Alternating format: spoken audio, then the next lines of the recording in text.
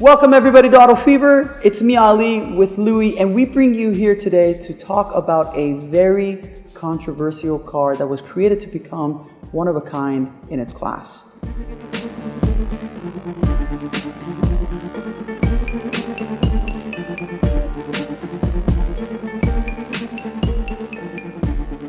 This luxury vehicle was created to stand alone in the new electric plug-in hybrid market.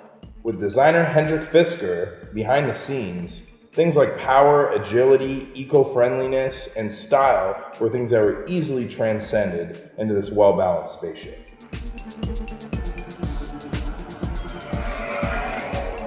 Louis, you say well balanced, but there was a lot of controversy that went behind this car, including performance, comfort, and the fact that the company went out of business within its first year and filed for bankruptcy. You know what, Ali? You bring up a lot of great points. There was definitely a ton of hiccups that set this automaker back, especially in the day-to-day management, R&D, communication with its investors.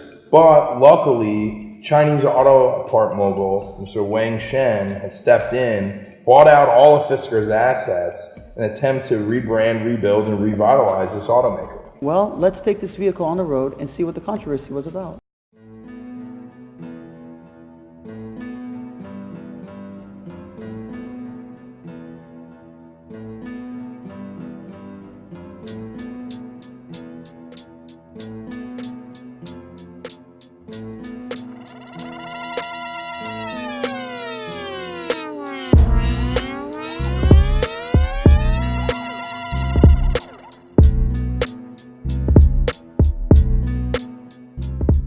People cease to realize, first of all, you got to realize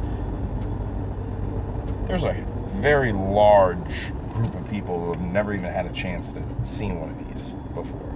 Okay, number one. Number two, because if you're not familiar with a vehicle like this, I mean, it's there's a lot of technology packed into one. Now, in something this big, especially with having a 2-liter turbo engine to back up the two electric, is, you know, they need space for that in this thing. You've got a 4-cylinder turbo engine underneath the hood of the car. Right. Okay? There's 2 other electric motors that are in this thing, plus a battery. But I'm not hating on it, because the feeling I get riding in the passenger seat is I'm pretty comfortable. You know, headroom, I've got at least, you know, I mean, I'm 5'10", 5'9". This is a very large vehicle, but when you sit on the inside, there's not a lot of space, especially in the back. When we were sitting there, I'm 5'5", but when I was sitting there, there wasn't a lot of headspace for someone that's a little bit even taller than me. Would be very uncomfortable. Ali, you know what? You're right. There's not a lot of headroom, but I have to be honest with you. You know, if that was my $100,000, 100% plug-in hybrid electric vehicle, and you didn't fit in the back seat, I might just tell you, don't ride with me. Louis, one of the things that really caught my attention is the solar panel on the roof of the vehicle. That's very interesting. I've never seen anything like that before. Yeah, that's correct. So, you know, the one year that they produced these, that was one of the big selling points is that it had a solar roof, which doesn't power the vehicle, but what it was designed to was charge the 20 kilowatt battery, or aid in charging to that, which, you know, is going to run, you know, the electronics on the vehicle, or assist running those. And if I'm not mistaken, it doesn't actually charge when the vehicle is off. That's only correct. When it's on. That is correct, only when it's on.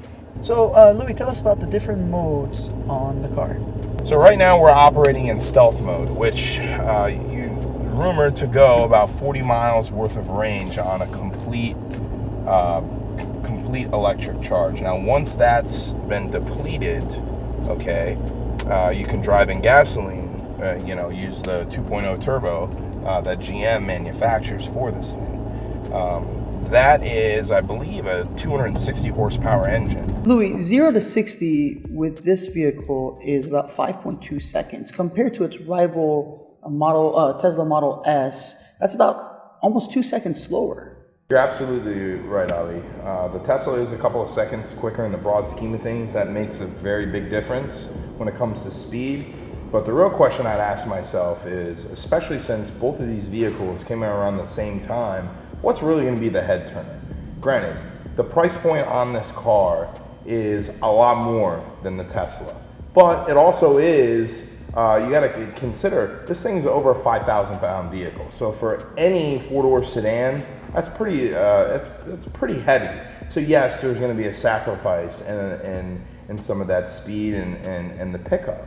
But when I really take a step back and look how this vehicle looks, how it makes me feel when I drive it, how it makes other people feel when they see it because they've never seen one again, I would much rather have that than an extra 2 seconds speed. That's just my personal opinion. Look, everybody's looking. Everybody's looking at this car. How interesting. Yeah. Thank you for joining us today. Make sure you comment in the section below, subscribe to our channel, press on the alert button for notifications, and we'll see you guys next time.